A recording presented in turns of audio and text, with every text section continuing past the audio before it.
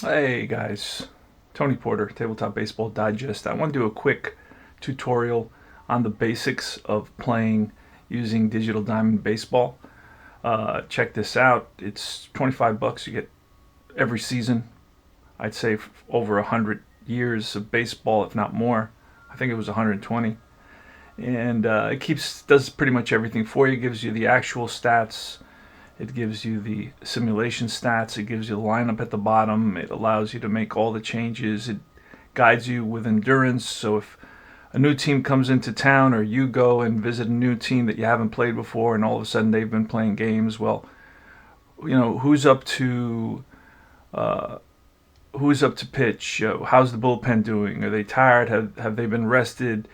All these factors that you wouldn't normally know are kind of documented and recorded by the helper.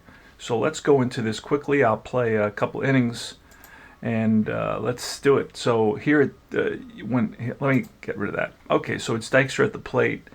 You hit swing. You have to have this particular feature enabled. Let's see, basic features, I believe. Enable dice, right? No, right here, the top one. Outcome entry, board game companion. That's what you want to have, okay? So go into in-game options and choose board game companion. And then, of course, you can read the others and choose that and kind of mess around with that. But that's definitely what you want.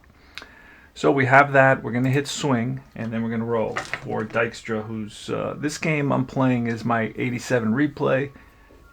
Check out, like and subscribe to my channel and check out all my other videos. So it's a 45 on Dykstra and it's a fly ball to left. So I'm going to write F7. Hit enter. So next batter will be Wally Backman. And it's Pulio, I guess. I'm not sure if you pronounce it Puleo or Pulio. We have to look that up. We will in a little bit. Here's the pitch to Backman. It's a 23 and that will be a fly ball center field to Hall. So I hit enter and an F8 and that's 2 away. And next is Keith Hernandez. Let's say I want to know about Keith Hernandez, how he's doing in the season. He's got 300 bats here in the lower right hand corner. Got 294 average. His actual average was 290. His on base percentage was 377. Our replay is 383. Slugging was 436. Our slugging is down a little bit. I've noticed that. And then the OPS would be 813, but because the slugging is down, of course, it's 60 points lower than it should be. And Charlie Puleo is having a rough start. He's 2-2, 18 games, 10 starts. He's got an ERA of 6. So let's see what happens here. He's got 2 outs so far in this inning, and it's Keith Hernandez. Here's the pitch, and that's going to be a 62, which will be... Pulio is 4. He strikes him out. So curveball gets Hernandez, and that's going to be a K. All right, so the bottom half of the first inning, it is the Braves with Albert Hall leading off against Sid Fernandez. Here's the pitch from Sid, 43, and a 43 of base on balls, 3-6. And Sid is a 3 base on balls, so that'll be a walk. I hit enter and then I hit BB. That'll put Hall on first. Now with a 43, it's shaded in field day baseball, which is what I'm using.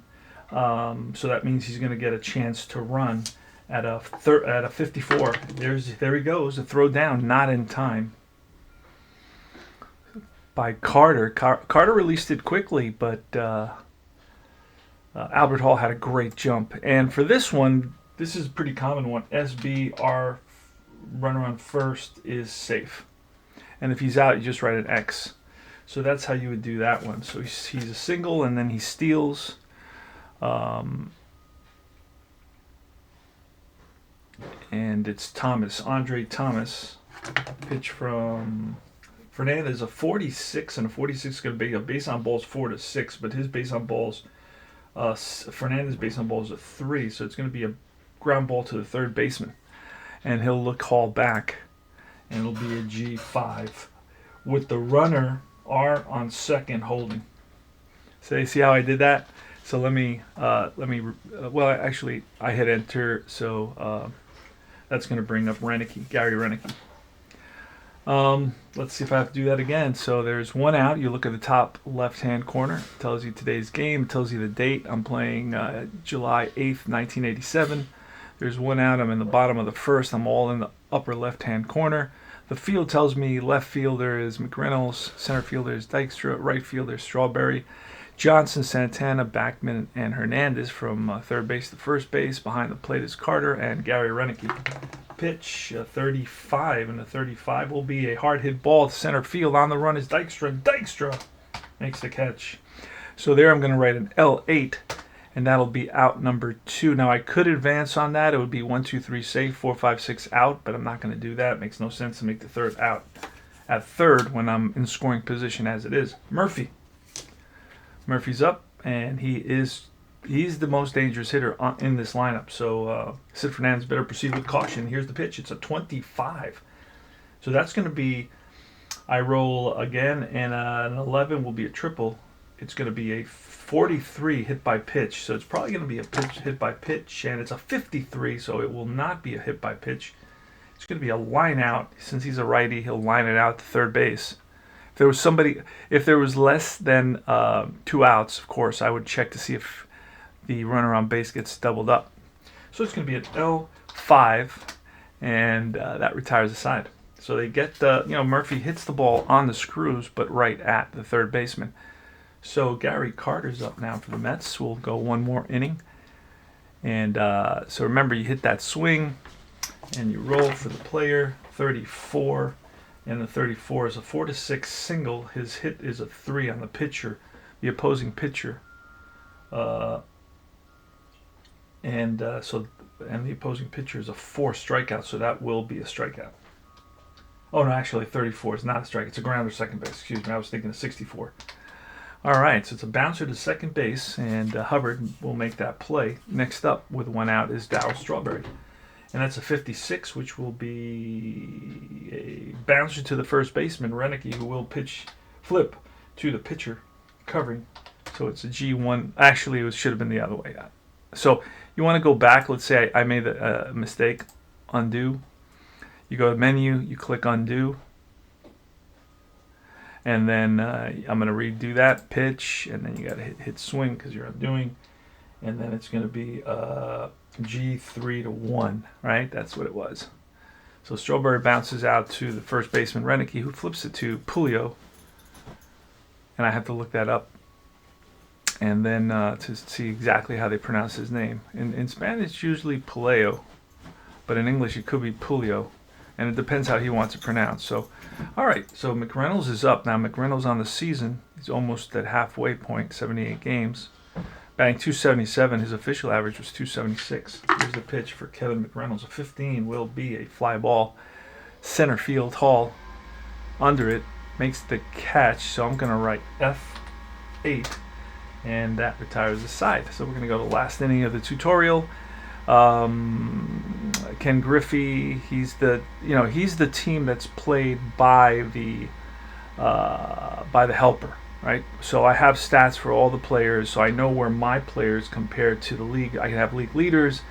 Are my players performing better than the league leaders? Are they in the top 10 of the league leaders? You can have all those things that you normally would not have, and which make the game experience complete. Right.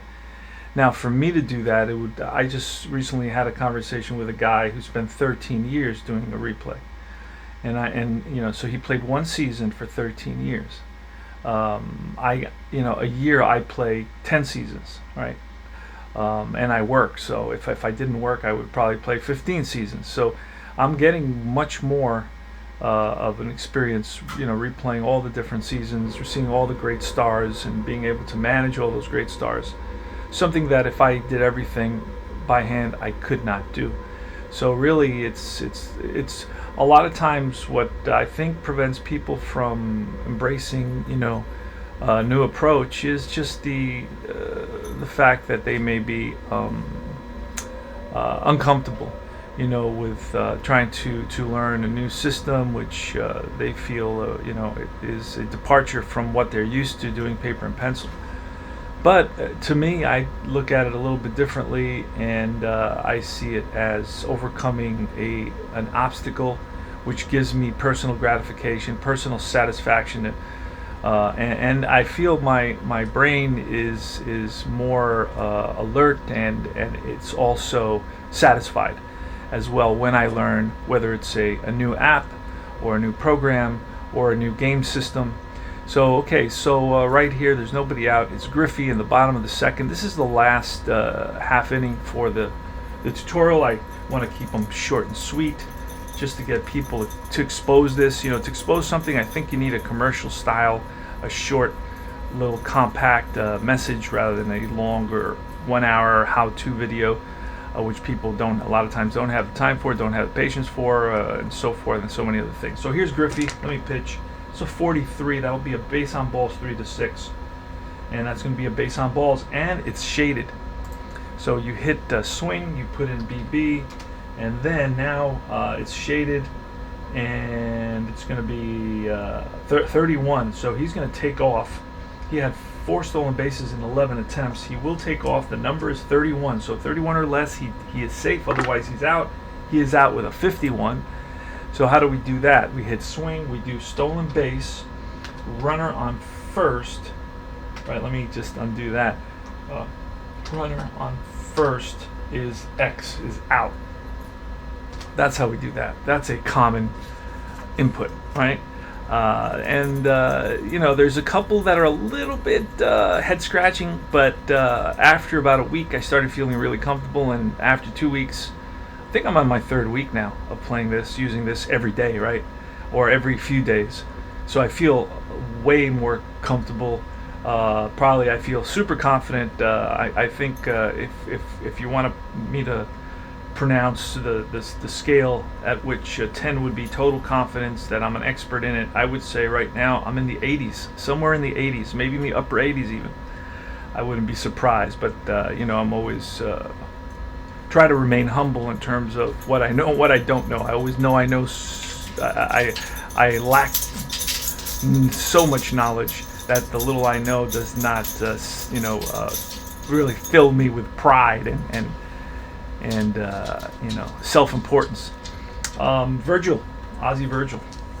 So there's 1 out, and here's the pitch from Sid Fernandez, the lefty, 34, and this is a hit range result, 4-6. But Fernandez does not give up a lot of hits. He's a 2.335 with an asterisk on the ball, on the base on balls, which is his hit by pitch. And this is going to be a 4-6, and that does not. So basically, Fernandez's rating of a 2 in the hit rating does not fall within that 3-6. So it's going to be a line out to left field, and I'm going to just write L7, and that's 2 away. And here's Greg Nettles playing Mets, 87 Mets versus the 87 Braves. This is, I think, game 3 of a 3-game series, unless it's a 4-game series. I'm not sure if it's Sunday. Sunday usually tells me. I did play a doubleheader with them and I think it was on Saturday. So I believe this is a Sunday game, and this is the end of the set. I'm not sure if there was a game on Friday or if we were rained out. Can't remember all that. Just doing too much. Here's Nettles, and that's a 23, which will be a fly ball deep center field, backing up his Dykstra to the track, and makes the catch, an F8. And that's about it, guys. This is Tony Porter, Tabletop Baseball Digest. I hope you enjoyed the short video. This is very easy to do. Now there are some more complex, inputs that you get, but I think they've really done work on this app, and it has been simplified tremendously. Like a line out double play is line out to the player and then just write double play, and like a line out center field double play, so there's certain things that have been tremendously simplified, which is the right direction. So the game is definitely going in the right direction. Remember to like and subscribe my channel, and comment. Ask me what you'd like to see about this game, and check out my other videos as well, and I'll talk to you guys soon. Take care.